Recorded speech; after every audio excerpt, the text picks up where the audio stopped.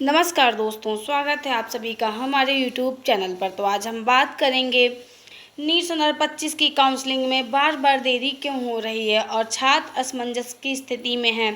तो यहाँ पर देखते हैं सबसे पहला कारण क्या है। मध्य प्रदेश हाई कोर्ट का आदेश और रिटेस्ट। मध्य प्रदेश के उज्जैन केंद्र पर परीक्षा के दौरान बिजली गुल होने से लगभग 75 छात्र प्रभावित हुए थे। इन छात्रों ने कोर्ट में याचिका दायर की और मध्य प्रदेश हाई कोर्ट ने एनटीए को रीटेस्ट कराने का आदेश दिया।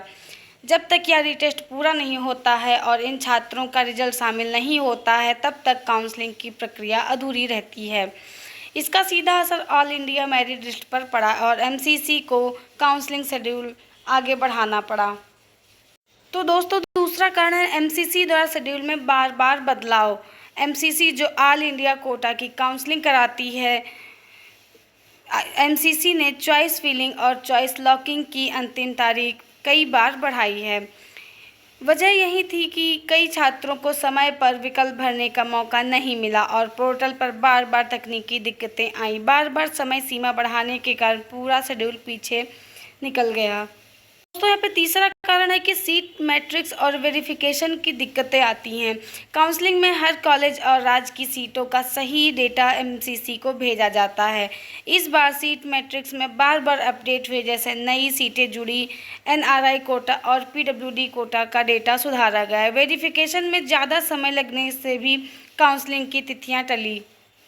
तो दोस्तों, चौथा कारण की तकनीकी गड़बड़ियां भी हुई हैं। काउंसलिंग पोर्टल पर कई बार सर्वर एरर, लॉगिन प्रॉब्लम और चॉइस फिलिंग एरर देखने को मिले। छात्रों को शिकायत थी कि वे विकल्प भर नहीं पा रहे थे या सेव करने के बाद डेटा गायब हो रहा था। एमसीसी को इन्हें ठीक करने के लिए समय देना पड़ा। पांचवा कारण देखते हैं नीति और प्रशासनिक कारण। एमसीसी ने कई बार नोटिस जारी करके कहा कि काउंसलिंग अस्थायी रूप से स्थगित की जा रही है और इसे शेड्यूल बाद में भी जारी होगा। इस दौरान एमसीसी को एनआरआई छात्रों के दस्तावेज सत्यापन, सीटों की संख्या बढ़ाने और श्रेणियों में बदलाव जैसे कार्य पूरे करने पड़े।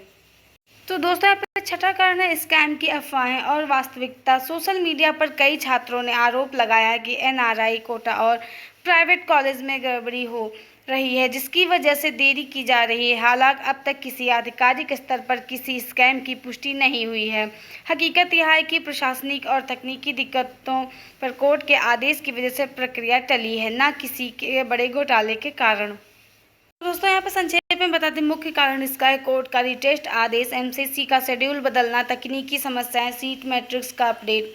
स्कैम की पुष्टि नहीं है, केवल अफवाहें और छात्रों का गुस्सा सामने आया है। स्थिति एमसीसी का जो शेड्यूल जारी कर रही है और काउंसलिंग में देरी छात्रों की सुविधा और डेटा सुधार के कारण हुई है। तो दोस्तों, यह थी काउंसलिंग की एक बड़ी अपडेट। अगर ऐसी अपडेट नहीं पाने के लिए आप जुड़े रहिए हमारे यूट्यूब चैनल पर। धन्यवाद।